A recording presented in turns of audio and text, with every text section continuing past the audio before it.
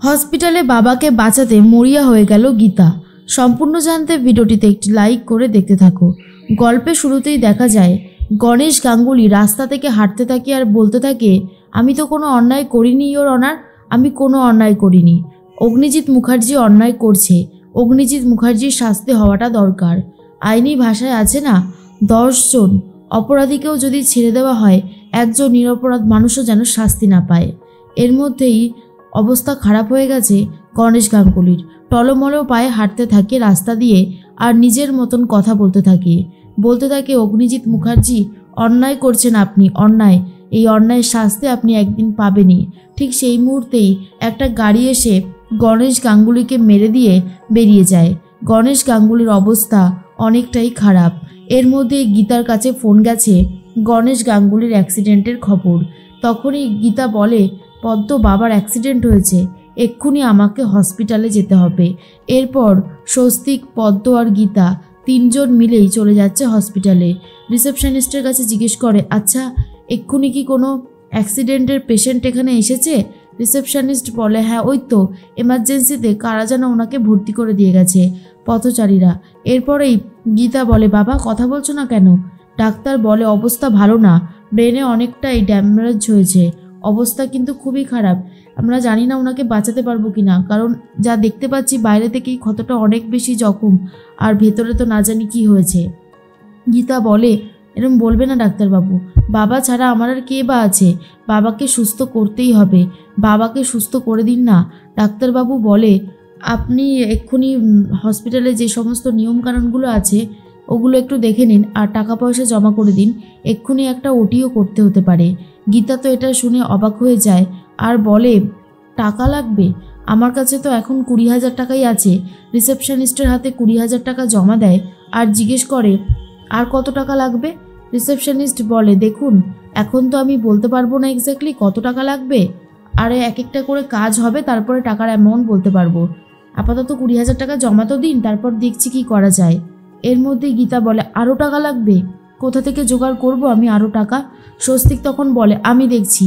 কিন্তু গীতা বলে, না স্বস্তিকবাবু, মুখার্জি বাড়ির কোনো টাকা আমি নেব না, আর আমি কারোর করুণাও নিতে চাই না, আমি দেখছি কিভাবে টাকা জোগাড় করা যায়। এর মধ্যেই অগ্নিজিৎ মুখার্জির কথাই ভাবছিল স্বস্তিক, আর তার মধ্যে কথা বলতে থাকে বড়বাবু আর বলে, অগ্নিকন্যা আপনি এই দিকটা দেখুন, আমি বরং আইনি দিকটা দেখি, কারণ আমার মনে হচ্ছে এটা নিতান্তই একটা অ্যাক্সিডেন্ট কেস নয়, এটা পরিকল্পিতভাবে খুন করার চেষ্টা করা হয়েছে গণেশ গাঙ্গুলিকে। কারণ ইদানিং আপনার শত্রুরা যেভাবে উৎপাত করতে শুরু করেছে, এখন তো আমার সেটাই মনে হচ্ছে। আপনি চিন্তা করবেন না, বেগরবাই কিছু দেখলেই সব কটাকে ধরে অ্যারেস্ট করব, আর তারপর শাস্তি দেওয়ার জন্য তো আপনি আছেনই। তখন গীতা বলে, বড়বাবু আপনার হঠাৎ করে এরকম মনে হলো কেন? বড়বাবু বলে, মনে হবে না কেন অগ্নিকন্যা, এই বিপদের দিনে আপনার পাশে আরও মানুষকে তো দরকার ছিল, কিন্তু কেউ নেই। আর অগ্নিজিৎ মুখার্জি, তার জন্য তো আপনি অনেক কিছুই করেছেন, কিন্তু অগ্নিজিৎ মুখার্জিও নেই। কে বলতে পারে যে অগ্নিজিৎ মুখার্জি হয়তো এই কাজটা করিয়েছেন? কারণ বিশ্বাস তো কাউকেই করা যায় না। আর হ্যাঁ, যদি কোনো সাপোর্ট লাগে, যদি কোনো সাহায্য লাগে, বলতে কিন্তু দুবারও ভাববেন না। আমি যাচ্ছি, এই বলেই চলে যায়। তার মধ্যেই গিনি ফোন করেছে গীতাকে আর বলে, গীতা তুই কোথায় থাকিস রে, ফোন ধরিস না? এরপরে গীতা বলে, দিদি বাবার একটা বড় অ্যাক্সিডেন্ট হয়েছে, অনেক টাকা লাগবে অপারেশনের জন্য, কিন্তু আমার কাছে তো এত টাকা নেই। তখনই গিনি বলে, তোর জন্যই তো আজকে বাবার এই অবস্থা হয়েছে, তুই ভাবলি কি করে যে তোকে আমি ছেড়ে দেব? শোন, বাবার যদি কোনো ক্ষতি হয় না, আমি তোকে ছাড়বো না, এই কথাটা ভালো করে মিলিয়ে নিবি। তখনই গীতা বলে, এতগুলো টাকার জোগাড় কি করে হবে, আমি কিচ্ছু বুঝতে পারছি না। গিনি বলে, সেটা তো আমার জানার দরকার নেই, সেই ডিপার্টমেন্টটা তো তুই নিয়েছিস, তুই জানবি। আমি আমার বাবাকে সুস্থ দেখতে চাই, ব্যাস। এরপর ফোনটা কেটে দেয় গিনি। গীতা কি করবে বুঝে উঠতে পারছে না। অগ্নিজিৎ মুখার্জির কাছে একটা ফোন যায়, গণেশ গাঙ্গুলির অ্যাক্সিডেন্ট হয়েছে। অগ্নিজিৎ মুখার্জি বলে, সে কি, গণেশ গাঙ্গুলির অ্যাক্সিডেন্ট হয়েছে? এর মধ্যেই অগ্নিজিৎ মুখার্জি বারবার একটা কথাই ভাবতে থাকে, তাহলে কি এটা শুধুমাত্র অ্যাক্সিডেন্ট নাকি খুনের পরিকল্পনা? এইসবই ভাবছিল অগ্নিজিৎ মুখার্জি আর বলে, না না, এসব কেসে আমি আর নিজেকে জড়াবো না, অলরেডি একটা কেসে আমি ফেসে আছি, আরও যদি কেসে আমি জড়িয়ে পড়ি তাহলে একটা বিচ্ছিরি কাণ্ড হয়ে যাবে। না না না, আমি আর কোনো কেসে জড়াবো না। তার মধ্যে মেহেক এসে গেছে। মেহেককে দেখার পরে অগ্নিজিৎ মুখার্জি বলে, কি ব্যাপার, তুমি এখানে কি করতে এসেছো? মেহেক তখন বলে, আমি জানি পাপা, তুমি আমাকে আর সহ্য করতে পারছো না, কিন্তু বিশ্বাস করো পাপা, আমি তোমাকে কষ্ট দিতে চাইনি, আর আমি তোমাকে কষ্ট দেবই বা কেন? তুমি তো আমার পাপা হও।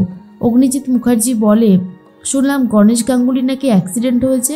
মেহেক তখন বলে, হ্যাঁ, গীতা বৌদির অবস্থা খুব খারাপ। তুমি এরকমটা করো না বাবা। তুমি এক কাজ করো, তুমি আমাকে বলেছিলে না যে আমাকে তুমি বিয়ে দিয়ে দেবে? আমি চাই বিয়ে করতে, তবে আমার একটা শর্ত আছে, আমার 1,00,000 টাকা চাই। আর এটা শোনার পর অগ্নিজিৎ মুখার্জি বলে, তুমি কি আমার সাথে ডিল করতে এসেছো মেহেক?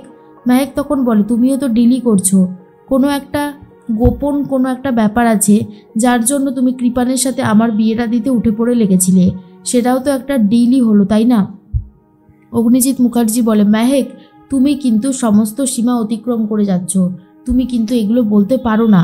মেহেক তখন বলে, বিশ্বাস করো পাপা, আমি এগুলো বলতে চাইও না, কিন্তু যেটা সত্যি সেটাকে কি সরিয়ে দেওয়া যায়? আমার তো কোনোভাবেই মনে হয় না যে সেটাকে সরিয়ে দেওয়া যেতে পারে। তুমি আমায় 1,00,000 টাকা দাও বাবা, আমি তোমাকে কথা দিচ্ছি কৃপানকেই আমি বিয়ে করব। তুমি চিন্তা করো না, তুমি শুধু আমাকে 1,00,000 টাকা দাও। অগ্নিজিৎ মুখার্জি বলে, তোমাকে 1,00,000 টাকা দিলে তুমি এই বিয়েটা করবে? তখনই মেহেক বলে, হ্যাঁ করব। এরপরে অগ্নিজিৎ মুখার্জি 1,00,000 টাকা নিয়ে এসে মেহেকের হাতে তুলে দেয়। মেহেক তখন অগ্নিজিৎ মুখার্জির পায়ে হাত দিয়ে নমস্কার করলে অগ্নিজিৎ মুখার্জি বলে, মেহেক, তুমি এভাবে নমস্কার করছো কেন? আমিও তো তোমাকে ভালোবাসি, তুমি তো আমার মেয়ে, তুমি ছাড়া আমার আর কে আছে বলো, আমি তোমাকে অনেকটা ভরসা করি। এরপর মেহেক বলে, আমি এই টাকাগুলো দিয়ে এক্ষুনি আসছি। অগ্নিজিৎ মুখার্জি বলে, তুমি আসবে তো?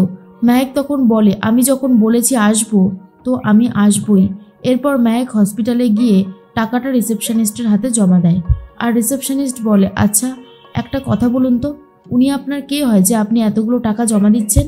মেহেক তখন বলে, ওই যে মেয়েটা গীতা বৌদি, ও হলো আমাদের বাড়ির বউ, আমাদের পরিবারের জন্য অনেক কিছু করেছে, অনেক কিছুতেই ওর কাছে আমরা ঋণী, তাই আমি চাইছিলাম যদি কিছুটা ঋণ শোধ করা যায়। কে দিয়েছে টাকাটা সেটা আপনি বলবেন না, কেমন? রিসেপশনিস্ট বলে, ঠিক আছে। এরপরে গীতা বলে, আমি তো টাকা জোগাড় করতে পারিনি, কি করব আমি এখন বুঝতেও পারছি না, আমার কাছে তো আর টাকা নেই। রিসেপশনিস্ট বলে, টাকা লাগবে না, টাকা জমা হয়ে গেছে, আপনি একদম চিন্তা করবেন না। ওইদিকে আপনার বাবাকে এখন ওটিতে নিয়ে যাওয়া হবে, আপনি আপনার বাবার কাছে যান। এরপরে গীতা এসে বলে, ডাক্তারবাবু, আমার বাবা এখন কেমন আছে? কিন্তু ডাক্তারবাবু বুঝতে পারে এই পেশেন্টকে আর বাঁচানো যাবে না, তাই ডাক্তারবাবু কোনো কিছুই বলতে পারছে না। গীতা তখন বারবার করে একই কথা জিজ্ঞেস করে, কি হলো ডাক্তারবাবু, আপনি উত্তর দিচ্ছেন না কেন? এইভাবে চুপ করে থাকলে কি করে হবে? ডাক্তারবাবু তো কোনো উত্তরই দিচ্ছে না। আর এদিকে পদ্মও বুঝতে পারে গণেশ গাঙ্গুলির অবস্থা খুবই খারাপ। আর মেহেক তখন বলে, গীতা বৌদি, আমায় ক্ষমা করে দিও, তোমার সামনে যাওয়ার ক্ষমতাটুকুও আমার নেই, তুমি ভালো থেকো, আমি আমার লাইফে সুখী হওয়ার চেষ্টা করব।